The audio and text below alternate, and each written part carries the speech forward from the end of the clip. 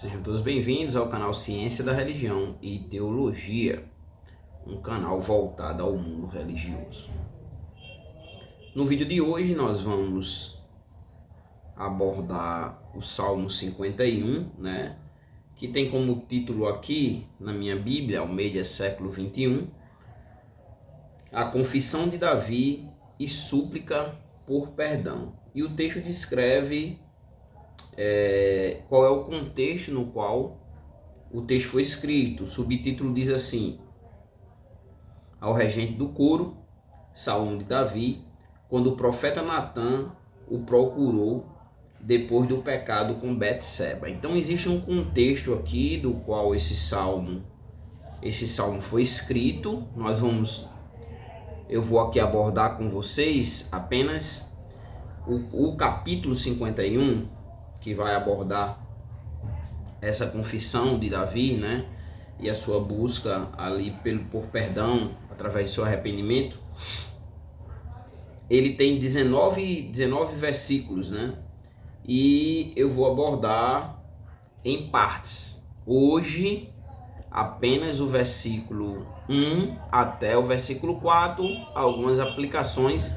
Vou trazer uma introdução geral do Salmo, vou trazer algumas citações de alguns teólogos, sobre o Salmo, e aí depois a gente vai dando continuidade aos versículos todos, até conseguir expor os 19 versículos, que compõem o Salmo. Também depois a gente vai abordar um pouquinho sobre Davi, em outras oportunidades, mas depois a gente vai voltar, hoje eu quero começar aqui o Salmo, mas depois a gente vai voltar para o texto do pecado de Davi. Qual foi esse pecado de Davi, que você vai ver que está escrito,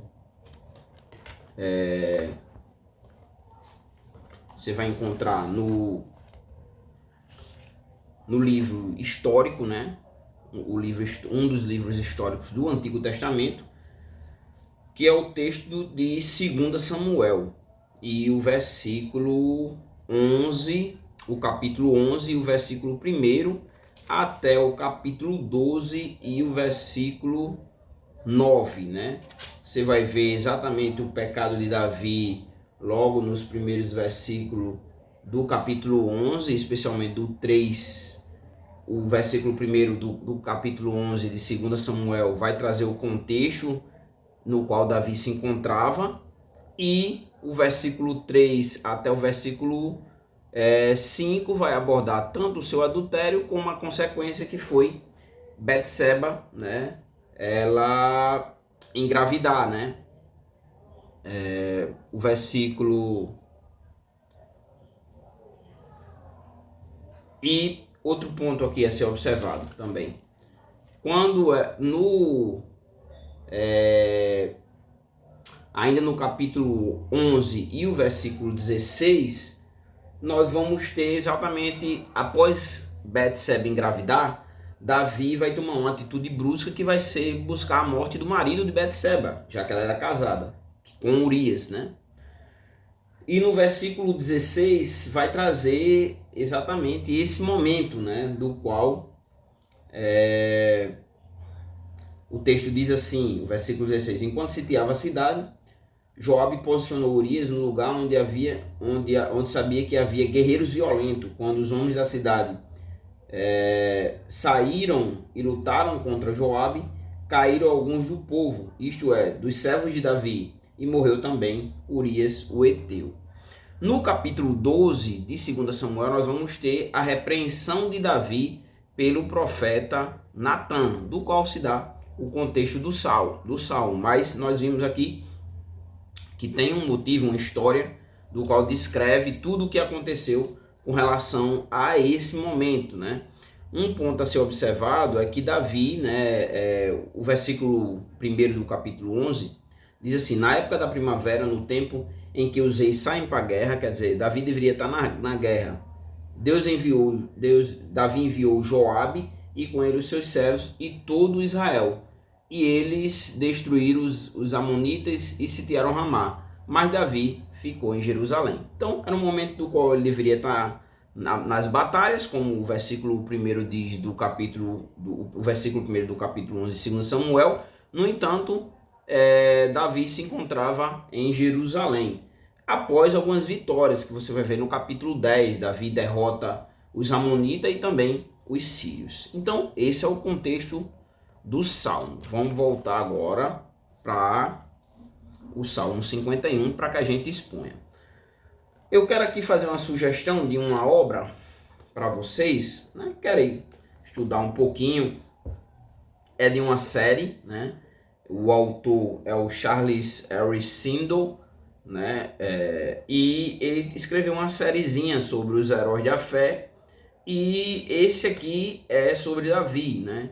Que o texto diz, um homem segundo o coração de Deus. Então nós temos essa obra aqui para dar para vocês como uma referência para vocês estudarem, né? Sobre um pouquinho sobre a história de Davi. A obra, ela é uma obra, dá para ler rápido, né? Você não vai perder muito tempo para ler essa obra. Ela tem 367 páginas ao todo, já com a biografia e tudo mais. Então vamos lá, vamos ao Salmo aqui e depois no fim a gente faz uma aplicação. Então primeiro o contexto do Salmo que eu já trouxe, né? Esse Salmo aqui é um Salmo de arrependimento, né? Que foi escrito por Davi após ter pecado com Betseba, como eu citei, em 2 Samuel 11, do versículo 1 até o capítulo 12, versículo 9, né? Esse Salmo aqui também, ele é um exemplo profundo, tanto com relação de confissão, né? E também a busca por purificação e uma renovação espiritual devido ao seu pecado. Vamos ver aqui o que alguns teólogos, antes da gente entrar no texto, esses 4 primeiros versículos, vamos ver o que alguns teólogos falam sobre esse salmo. João Calvino ele diz o seguinte: o verdadeiro arrependimento é uma convenção sincera a Deus, acompanhada de uma mudança de coração e de vida, né? Então, o verdadeiro arrependimento ele traz atitudes práticas, né? No cotidiano, e isso através da mudança que vai haver no coração, como também no cotidiano, né? Mostrando que houve arrependimento. Martinho Lutero ele diz o seguinte: o Salmo 51 é um dos mais belos salmos penitenciais, né? Onde Davi expressa sua profunda tristeza pelo pecado e sua confiança, no caso, na misericórdia de Deus. Se Deus não fosse misericordioso, que é o que a gente vai ver no texto, inclusive, que seria de nós, né? Se Deus nos retribuísse pelos nossos pecados de uma forma direta, nós seríamos fulminados. Jonathan Edwards diz o seguinte: o arrependimento genuíno envolve uma mudança de coração que leva a uma vida de santidade e obediência. Então vai haver uma mudança e essa mudança como consequência vai nos conduzir à santidade e uma vida obediente a Deus. O príncipe dos pregadores, Charles Spurgeon, ele diz o seguinte: este salmo é o modelo de oração para todos os pecadores que buscam a graça de Deus. John Owen ele diz o seguinte: a confissão de Davi no Salmo 51 nos ensina a importância de reconhecer nossos pecados e buscar purificação através do sangue de Cristo. Então, alguns autores e o que eles falam sobre o texto. Então vamos lá, né? Vamos abordar essa primeira parte, que vai ser essa primeira parte da confissão de Davi, onde Davi ele vai reconhecer sua transgressão e clamar pela misericórdia de Deus. Versículo 1, né, que vai ser o pedido de Davi por misericórdia, a versão que eu estou usando aqui é a Almeida, século 21. Então, nesse primeiro versículo, nós vamos ver o pedido de Davi por misericórdia. Ele diz o seguinte: ó Deus, compadece de mim segundo o teu amor, apaga minhas transgressões por tuas grandes misericórdias, né? Então, eu estou usando uma versão diferente aqui no meu esboço, né? A primeira parte do versículo diz o seguinte, né? Compadece-te de mim, né? E aqui Davi está buscando algo que ele não teve com relação a Urias, né? Ele não se compadeceu de Urias, ao contrário, mandou botar Urias lá na frente da batalha para que ele fosse eliminado, né? E lembrando também que Davi, ele inclusive é o título do livro aqui do Charles Swindoll, né? Um homem segundo o coração de Deus. Então Davi era um homem segundo o coração de Deus, mas ele teve essa atitude. Então Davi ele começa aqui o salmo pedindo que Deus se compadeça dele, né? Compadece-te de mim, ó Deus. Na minha versão aqui, Almeida século XXI, diz, ó Deus, compadece-te de mim, né? Mesmo que Davi ali sabendo, né, que havia cometido um pecado horrível diante de Deus, né? Davi se sabia também, com base na aliança de amor de Deus pelo seu povo, ele então almeja de Deus ali o perdão. E qual é a base? Primeiro, duas bases dentro do versículo, né? Ele diz segundo, ele tenta lembrar Deus, assim, características ou mesmo atributos de Deus, né? Ele diz, ó Deus, segundo a tua benignidade. São dois pontos, segundo a tua benignidade, e a segunda parte é segundo a multidão das tuas misericórdias, né? Essa ideia, a multidão das tuas misericórdias exprime exatamente o amor fiel e compromissado que Deus tem pelo seu povo, né? Foram tantas misericórdias que Deus teve do povo, senão o povo, quando o povo sai ali do Egito, teria sido todo mundo fulminado e Deus começar de novo, escolher de novo outro povo. Mas Deus teve misericórdia ali várias vezes do povo, né? O próprio Moisés clama a Deus para que Deus poupasse o povo devido às suas transgressões, né? E ainda o finalzinho do versículo, ele traz, aqui na versão que eu estou usando, a Almeida atualizada, a NAA, diz assim, o final do versículo, apaga as minhas transgressões. Então o que Davi buscava, o resultado era que Deus apagasse, né? Apagasse os seus pecados, apagasse aquilo que ele havia, o pecado que ele havia cometido, né? Que Deus passasse uma borracha naquilo ali, né? Aqui, antes de chegarmos às aplicações, nós vamos chegar, mas aqui a gente poderia até fazer uma reflexão, né? Muitas vezes a gente busca em Deus, busca o perdão de Deus devido às nossas atitudes, os nossos pecados, nossas condutas que desagradam e nos afastam de Deus, e isso é real cotidianamente, independente de pastor, de ser presbítero, diácono, bispo, papa, apóstolo, profeta, né? Existe hoje muitos profetas que se dizem profetas, né? E todos nós cometemos pecados, todos nós pecamos. E muitas vezes é isso que Deus nos agracia. Ele apaga os nossos pecados, né? Ele não fica jogando em rosto aquilo que a gente fez, né? Até é uma pergunta, né? Quantas vezes se deve perdoar, né? A imensidão de perdão, para mostrar que o perdão ele deve ser, de certa forma, infinito, né? Nós devemos perdoar as transgressões daqueles que cometem contra nós, né? Porque se nós formos colocar numa balança, a maior transgressão já foi perdoada, que foi a transgressão dos nossos pecados, né? E foi perdoada através de Jesus Cristo ter morrido na cruz. Então aqui já fica um adendozinho aqui pra gente, né? Muitas vezes a gente busca, Deus nos perdoa, mas a gente não quer perdoar, né? Não quer fazer aqui como Davi busca como resultado, né? Que Deus apagasse as suas transgressões, né? Então é bom que a gente reflita sobre isso, né? Se a gente não consegue perdoar o nosso irmão, né?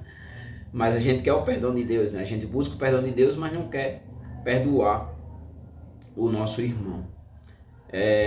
E no versículo 2 vai trazer, além de que no versículo 1, como nós vimos no finalzinho, Davi queria que Deus perdoasse as transgressões, e a forma do qual ele queria que isso acontecesse, nós vamos ver no versículo 2, né? Que ele queria ser purificado, né? E queria que Deus praticasse uma limpeza em sua vida. Então ele limpasse ele, né? Dos seus pecados, seria essa forma, né? primeiro a pagar e depois Davi queria ser limpo, né? Então ele diz assim no versículo 2: lava-me completamente da minha iniquidade e purifica-me do meu pecado. No versículo 1 nós vimos que ele queria que Deus apagasse suas transgressões. E aqui no versículo 2 ele diz que queria que Deus lavasse ele completamente da minha iniquidade e purifica-me do meu pecado, né? Então, aqui, né, nós vemos a primeira parte do versículo 2, né? Lava-me completamente da minha iniquidade, né? E qual foi a iniquidade de Davi? Davi pegou a mulher de Urias e Davi ainda colocou, né? O colocou ali na frente da batalha para que ele morresse, né?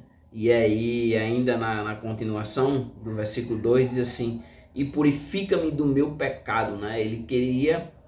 O que distancia o homem, rompe o homem dele ter acesso a Deus, dele ter essa comunhão com Deus, né? É o fato dele estar numa condição de impureza. E por que o homem, então, como o homem se coloca nessa situação de impureza? Através do pecado. Então, Davi queria aqui ter acesso a Deus, né? E o pecado nada mais, nada menos do que afasta o homem da presença de Deus. Então, essa ideia da purificação, né, para que ele tivesse as purificações cerimoniais, né, que fazia com que o homem ele fosse capacitado para ter acesso a Deus. Então, é o que Davi deseja aqui no versículo 2. E aí, Davi, dando continuidade ainda, no versículo 3, você vai ver que Davi ele vai agora reconhecer o seu pecado e vai expressar o que esse pecado vem causando em sua vida, vem causando no seu cotidiano. Ele diz assim: pois reconheço minhas transgressões e meu pecado está sempre diante de mim.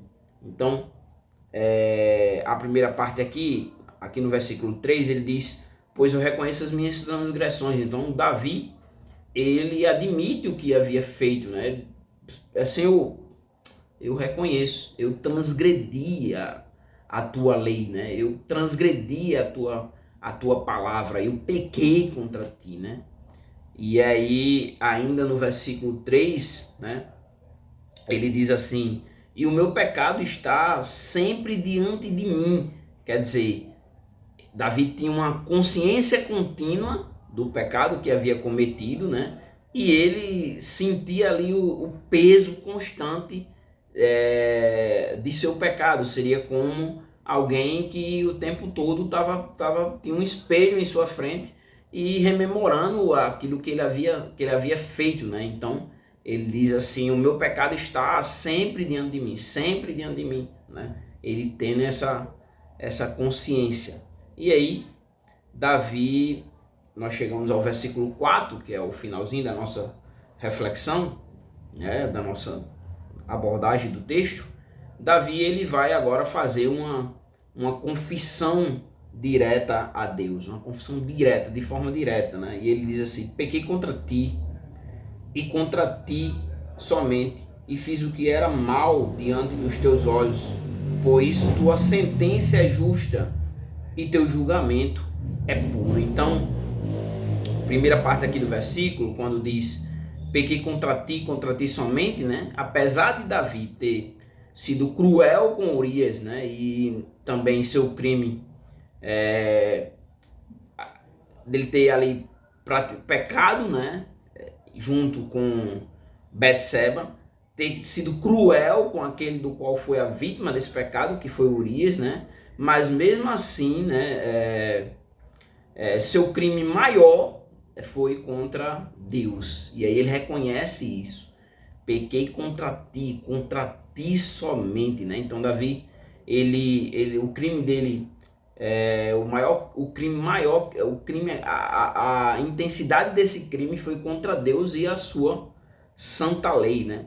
E aí ele diz assim: e fiz o que era mal, né? Fiz o que era mal aos teus olhos, né? Então Deus ali, ele contemplou cada passo de Davi, né? Davi diz, eu fiz o que era mal aos teus olhos, né? Deus ali, ele contempla cada passo de Davi, né? Tanto ali, e nesse caso as suas ações foram reprovadas por Deus, né? Já que ele reconhece que o que ele fez era mal diante ali de Deus. E aí o final do versículo diz assim, de maneira que serás tido por justo no teu falar e puro no teu julgar. Podemos dizer assim, né? Ou, sim, tu és justo em tua acusação e justa é a tua sentença, né? Então, o que Deus dissesse, pronunciasse contra Davi, era justo. E o julgamento condenatório de Davi, né? É puro diante de Deus, porque foi algo abominável, né? Então, é justa, né? A sentença que Deus desse para Davi seria justa, né? Por isso aqui é o Moffat que diz, né? Ou, sim, tu és justo em tua acusação e justa é a tua sentença, né? E aí, diante desse quadro aqui de arrependimento, confissão, busca por purificação, busca para que Deus apagasse esse pecado da vida de Davi, né? Nós podemos tirar algumas aplicações de forma abrangente, não somente do texto, mas de forma abrangente, de forma indireta, né? Fazendo uma conexão de uma forma que a gente conseguisse ir além, né? Somente do texto, né? De uma forma a partir da revelação, de forma ampliada, a revelação completa que nós temos da palavra de Deus, né? Fazer algumas aplicações aqui, né? A primeira é que o pecado nos distancia de Deus, né? Romanos, no capítulo, o texto de Romanos no capítulo 3,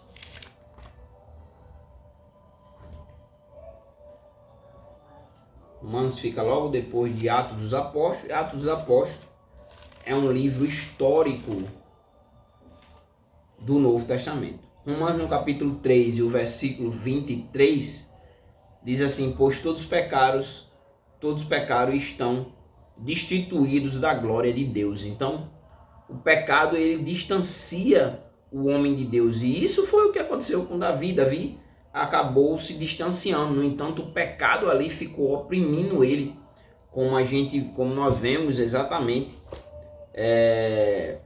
no versículo 3, né? O meu pecado está sempre diante de mim, né? A outra aplicação é que Deus ele é misericordioso, então diante da misericórdia de Deus nós devemos nos aproximar de Deus e buscar por sua misericórdia, tanto com confiança, né? E também humildade, né? Reconhecendo que nós transgredimos a sua lei, ou pecamos contra Deus, né? Muitas vezes o pecado pode ser contra alguém, como foi o caso de Davi, mas esse pecado, como Davi reconhece, ele pecou contra Deus somente, né? Então, diante disso, nós devemos pedir perdão por nossos erros, né? Também a confissão de pecados, né? Nós devemos confessar os nossos pecados. Jesus morreu, pagou pelos nossos pecados passado, presente e futuro. No entanto, nós devemos reconhecer os nossos pecados e buscar o perdão de Deus, confessando eles, como foi o caso de Davi. A terceira aplicação, né, que nós podemos ter é uma aplicação das ricas misericórdias de Deus, de saber que mesmo o mais sujo, né, porque o pecado de Davi foi um pecado doloso, né? Um pecado doloso, intencional, um pecado cruel, porque você imagina, nós vamos abordar, vamos trabalhar essa história, essa parte do texto de 2 Samuel capítulo 11, até a correção de Natan para com Davi. Nós vamos abordar isso aí também. Quando a gente terminar o Salmo, a gente vai aprofundar isso aí no próprio texto, né? Ver o que nós podemos extrair do texto. Então, diante de tudo isso, buscar a graça, saber que Deus é gracioso, né? E que mesmo o mais vil pecador, ele pode ser purificado, ele pode ser lavado dos seus pecados podem ser apagados, né? É que isso nos traz regozijo, isso nos traz alegria, né? E o fator determinante para isso é Jesus Cristo, né? Romanos capítulo 8 e o versículo 1 diz: agora, pois já não existe nenhuma condenação para os que estão em Cristo Jesus. Então, aquele que nos purifica de nossos pecados, nos tornando justos diante de Deus, não pelos nossos méritos, mas pelos méritos dele, é Jesus Cristo, que tira de nós a sentença de condenação. Para finalizar as aplicações, vamos à última aplicação para fazermos a conclusão, é que nós devemos fazer uma autoavaliação regular, né? Quer dizer, constante, né? E buscar essa renovação espiritual, né? Se a gente não faz essa autoavaliação, a gente vai nos aprofundando cada vez mais numa vida cotidiana de pecado e isso nos distanciando cada vez mais de Deus. Mas quando a gente reconhece os nossos pecados diante de Deus, né, e confessamos esses pecados, logo em seguida nós devemos ter essa convicção de buscar uma renovação espiritual. E para fazer isso, né, nós devemos ser honestos conosco mesmo, né, e também com Deus sobre nossas falhas, como fez Davi, né, e com isso buscarmos melhorar, né, buscarmos ser uma pessoa melhor, corrigir os nossos erros, tentar não cometer os mesmos erros, né, não sermos perfeitos, a não ser que não quando chegarmos a não ser quando nós chegarmos à glorificação. No entanto, nós devemos buscarmos ser, como cristão, sermos pessoas melhores. O meu trabalho hoje trabalho provisório, momentâneo, né, com pessoas, e eu às vezes fico pensando, né, já que o Brasil, boa parte dos brasileiros são cristãos, onde estão esses cristãos? Porque no tratamento pessoa para pessoa eu desconheço assim pelo menos uma conduta cristã, e olha que eu tenho contato no mínimo, pelo menos assim, com 15 pessoas durante o dia, diferentes. E eu fico procurando, assim, com raras exceções, onde é que estão esses cristãos, né? E a cidade, por exemplo, aqui de Natal, onde eu vivo, é repleta de igrejas cristãs. Eu me pergunto onde é que estão esses cristãos pela forma, conduta como me tratam, entendeu? E ainda dentro dessa autoavaliação, nós devemos entender, né, que nossos pecados, ele afeta diretamente o nosso relacionamento com Deus. Então, uma vida de pecado, ele vai nos dizer se a gente tem uma intimidade ou não com Deus, ou como está a nossa saúde espiritual diante de Deus. Nós concluímos da seguinte forma. Primeiro ponto, né, o Salmo 51 e o versículo 1 ao 4, nos ensina sobre a importância do arrependimento sincero, né, como foi o caso aqui de Davi, como também da confissão dos pecados que nós temos, e também uma busca tanto pela purificação como pela comunhão com Deus, né, e a purificação espiritual. O segundo ponto da nossa conclusão é que Davi, ele nos mostra que mesmo em meio a grandes falhas, né, e ele, um homem segundo o coração de Deus, cometeu grandes falhas, né, nós podemos nos aproximar de Deus, né, com um coração contrito, né, e confiar que Deus ele vai ser misericordioso para conosco, nos perdoando de nossos pecados. E por fim, ainda dentro da conclusão, esses versículos, né, versículo 1 ao 4, da qual nós expomos, né, nos encoraja a manter um relacionamento próximo com Deus, né, e isso baseado na honestidade, porque apesar que Davi foi corrigido por Natan, depois ele expressa esse arrependimento, né, mas que já estava de certa forma interiormente para com ele.